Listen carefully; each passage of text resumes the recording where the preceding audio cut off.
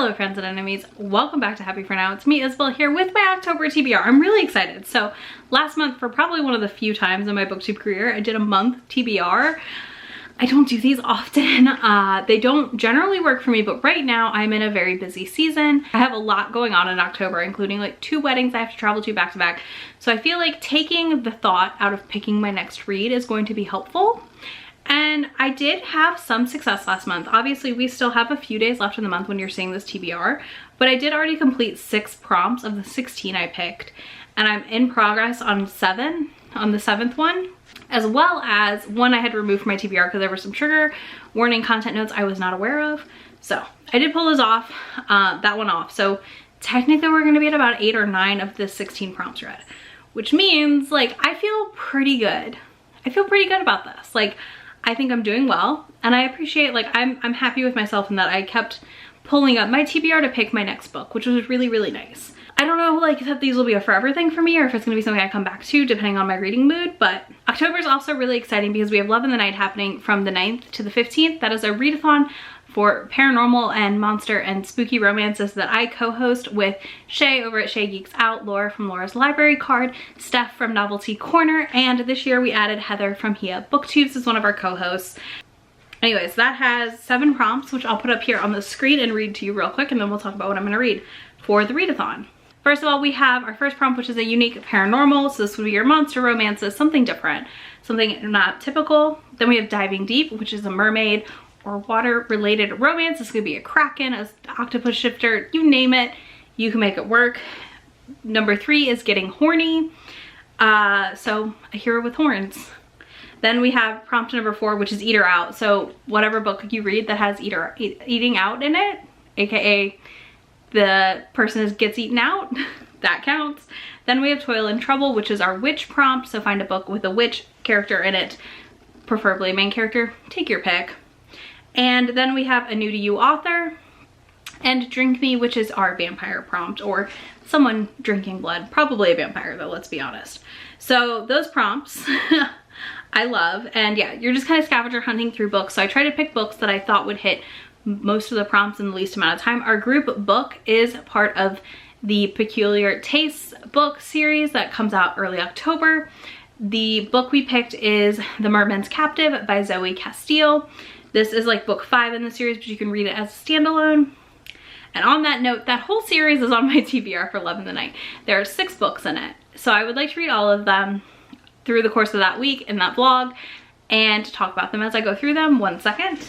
So the books in Peculiar Taste that I'm going to be reading is The Death God's Sacrifice by Jenny Nordbak. Let me not drop it while I do this one-handed. The Demon's Bargain by Katie Robert. I think these are in order, I might be off. The Hellmouth Guardian's Lover by Adriana Herrera, and The Vixen's Deceit by Nikki Sloan. Then we have The Captive Merman's Promise, sorry, I misspoke on the title, by Zoe Castile. And we have The Fae Queen's Captive by Sierra Simone. So I want to read all 6 of these. I own all of them physically.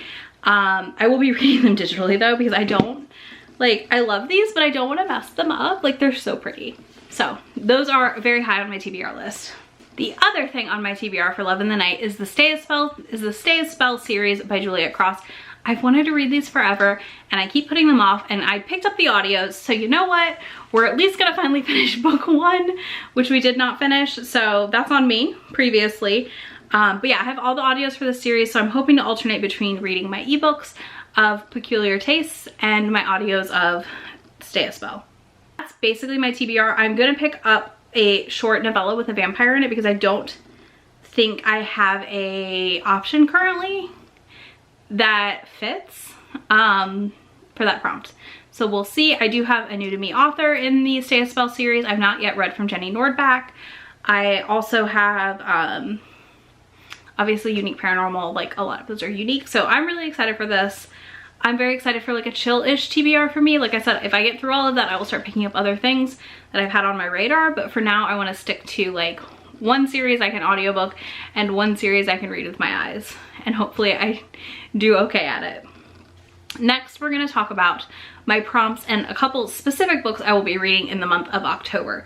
So I found with my September TBR that the prompts were the easiest for me and it guided me the most in my reading. So I kind of wanted to do the same thing for this month. So I did give myself a couple of prompts. If y'all have any ideas for prompts, let me know down below, because I'd like to add some more to my list. Because I think that this is probably how I'm going to kind of do them going forward, like kind of half and half. And I did reduce the number. I have 8 total items besides Love in the Night on the list, so that puts me at 10.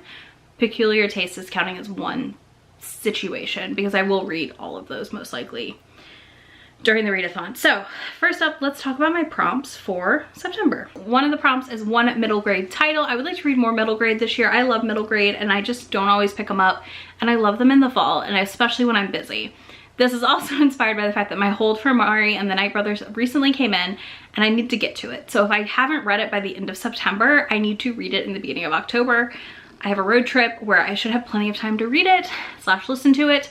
So that is very high on my list to get to. If Amari has already been read, it will probably be Witchlings by Claribel Ortega, because that's also been on my TBR for a while and it feels like the perfect fall book. The next prompt is to give an author a second chance. So there's a couple books I have on my radar that I kind of want to pick up by authors I previously didn't love or enjoy.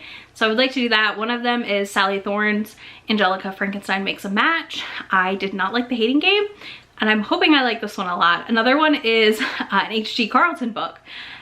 Does It Hurt? This is an enemies to lovers horror suspense book that I think sounds really, really interesting, and everything I've heard about it sounds like I would like it a lot more than I liked Haunting Adeline. Then the other prompt I have is continue a series. I pick up so many series that I do not finish, and I have a lot of like sequels or tied in books on my TBR. So if I do this prompt, one of the potential reads would be the sequel to Railed by the Easter Bunny, which I'll put right here. I cannot remember the title, but I really would like to get to that this month. I really enjoyed the first book, so that would be a great option for this prompt. And I have a lot of other ones there. And then a prompt that you're never gonna not see on my list is another Christina C. Jones book. So I'm working through her backlist still. I would like to make a little more progress than I have this year. So I would like to maybe pick up 2 this month, but I haven't decided which ones. I am literally about to start the Reinvention of Rose as I'm filming this in September, so that will be my other Christina C. Jones prompt.